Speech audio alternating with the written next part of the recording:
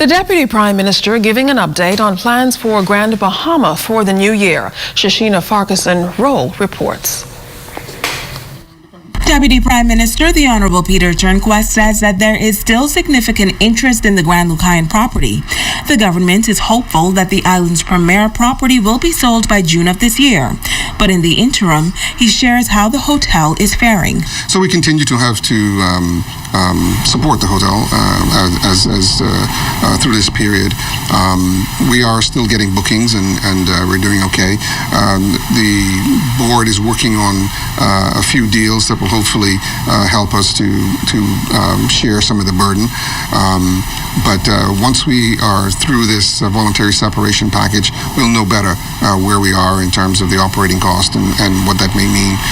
But so far, we are operating within our anticipated budget for the hotel, and so we are optimistic that we'll meet our targets. And of course, the overriding objective is to sell to a third party as soon as we can. Back in October, the government, through a press release, made it clear that voluntary employment separation packages would be made available to current employees of the hotel should they wish to discontinue.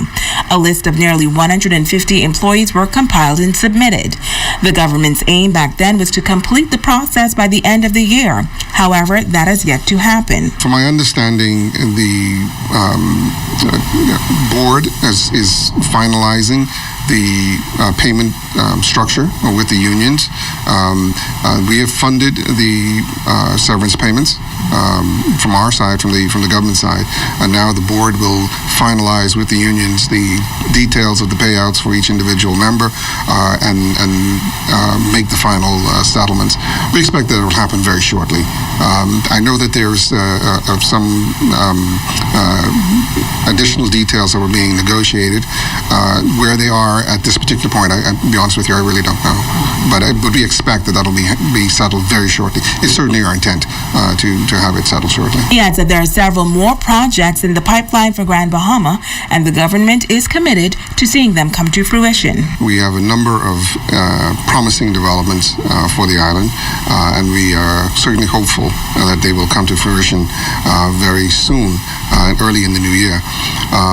It is a little early to talk about specifics because, again, these types of deals go through different phases, and we certainly wouldn't want to raise the expectation of Grand Bahamians. We've been through this. We know how this works.